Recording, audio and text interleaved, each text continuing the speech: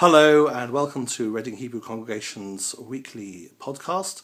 My name is Rabbi Zvi Solomons and I'm going to be talking about Parshat Ki Tetzeh, which is the Parsha this week.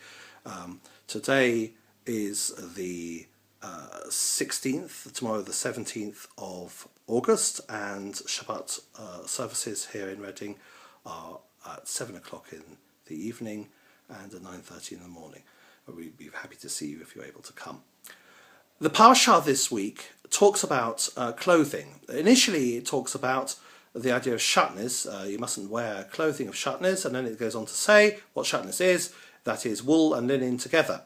Then it goes on to say that you must make yourself little tassels on the corners of your garments, and it explains that these tassels are to be attached to the corners of your four-cornered garments.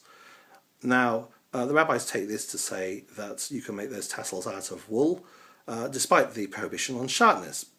And the third place that talks about clothing is very interesting. It says that you mustn't take the clothing of a widow as a pledge. Now, it's interesting to note that these are two different sorts of mitzvah.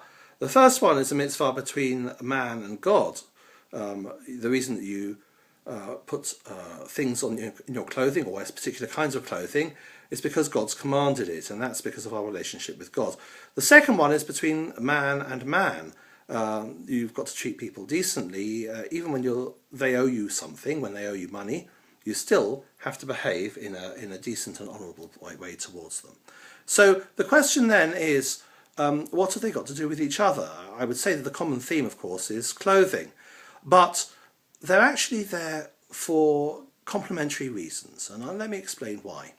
When dealing with clothing, matters to do with clothing, you've got to have a reminder around you, and where better is there a reminder around a person about your responsibilities towards God and towards man than in one's clothes. Therefore, the separation of wool and linen, that is a way of reminding us that we have to keep other laws of separation, laws to do with holiness, keeping ourselves separate, and also laws to do with kashrut, not eating things, not mixing unduly with people who are inappropriate and who may lead us astray.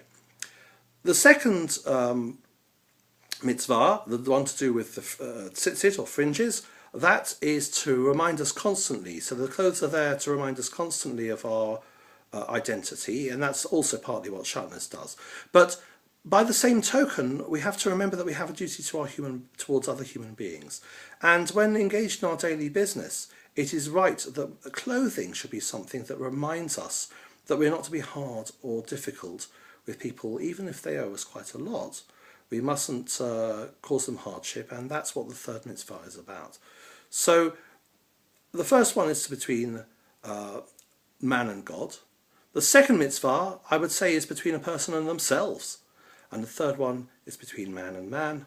And these are all three ways that clothing can remind us of our duties in this world. Shabbat Shalom.